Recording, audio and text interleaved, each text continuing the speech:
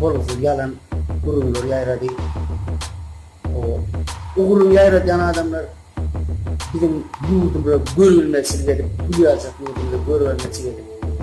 Adamlarımıza ağzırmak niyetinden bolası yalan tanıka yayratan adamlar mesela adamlar.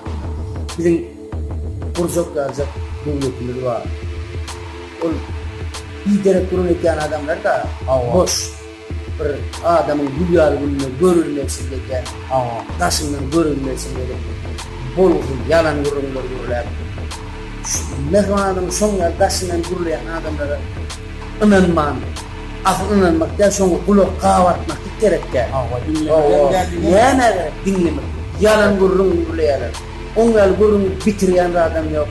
Hiç yalan gururun görülmez yarar. Yalan vurdum hiç burada onu görüyorum. O yalan gururun derre usanın yalanlık ama yan oluyor. Mesela adamlar sonra kulak kavatman. Gülyal satıyordum. Gülyal eşretiyor, eşretli orada yaşamakta. Bilmem de arzu etken.